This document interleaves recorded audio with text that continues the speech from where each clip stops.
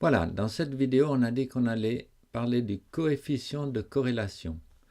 Alors, on va aller reprendre le même exemple qu'on avait dans la dernière vidéo. C'est les deux listes de données ici. Et puis, ce qu'on veut faire, c'est de calculer un coefficient qui nous donne un facteur qui va nous dire combien près est-ce que ces points sont réellement de cette droite de régression. Puis en même temps, la calculette va nous donner la droite de régression. Alors je vais chercher la calculette. Et puis maintenant, je vais aller faire stat. Stat edit. Et je vais rentrer mes deux listes. Donc 16. Je prends ici 22. 31.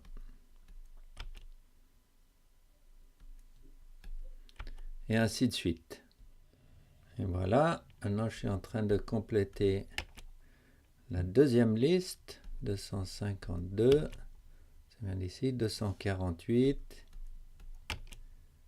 284, et voilà, je vois que j'ai le même nombre dans les deux, donc j'ai reporté ces deux listes dans L1 et L2 dans ma calculette, et maintenant ce que je vais faire, je ne vais pas le faire dans la vidéo, mais c'est très important de revérifier toutes les données qu'on a mis dedans, car ensuite je vais juste donner une réponse sur ma feuille de réponse, et si j'ai fait une erreur, eh ben, ça ne va pas être la bonne réponse.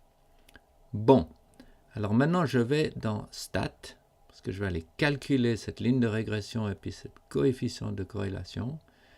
Je vais ici sur Calc, donc à droite sur Calc, et ici je vois ligne reg, ligne ou droite de régression. Donc je vais sur 4. Et puis je choisis 4. Maintenant, XList, c'est la première liste de données, c'était L1. YList, c'est L2. Si je veux le changer, c'est les petits L1, L2 en bleu qui sont au-dessus.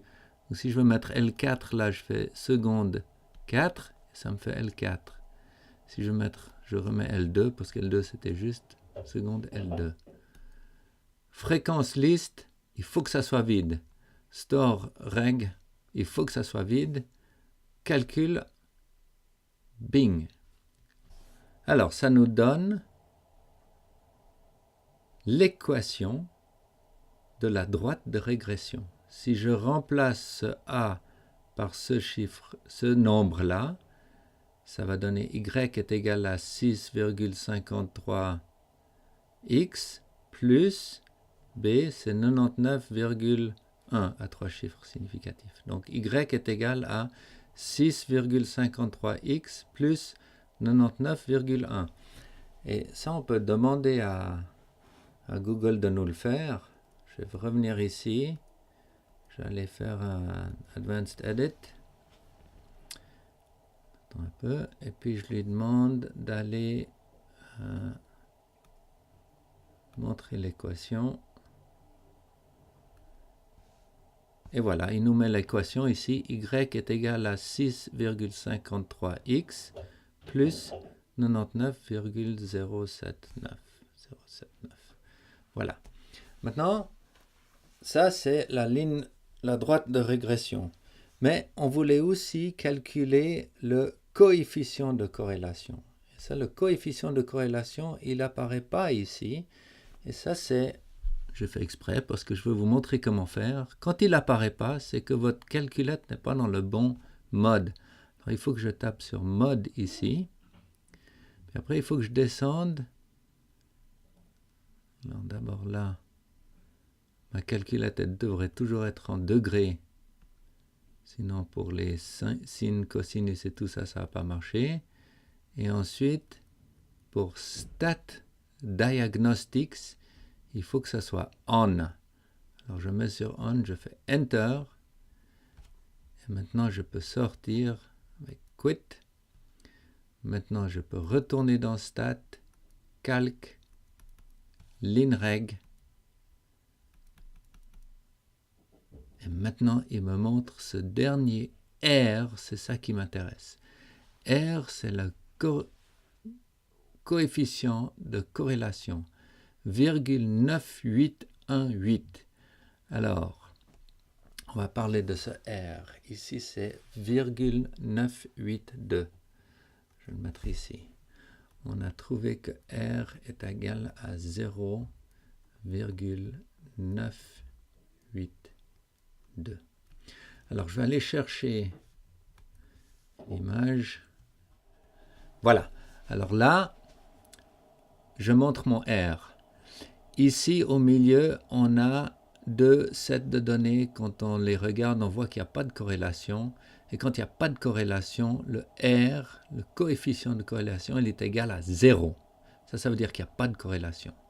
Et plus ce R se rapproche de 1, dans n'importe quel sens, négatif ou positif, plus c'est une corrélation forte.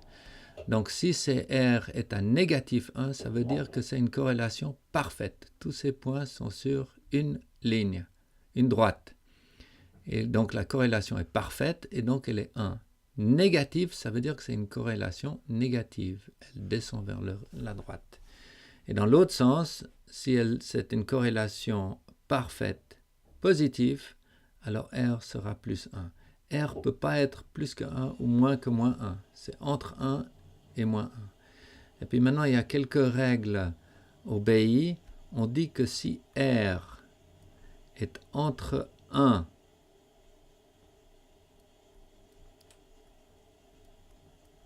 et 0,75, on va dire que c'est une corrélation qui est forte. Si elle est entre 0,75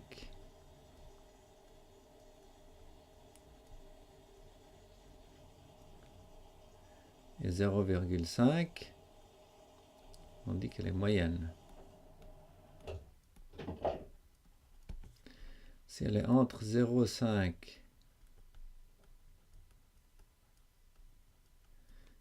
et 0,25, on dit qu'elle est faible. Et si elle est entre 0,25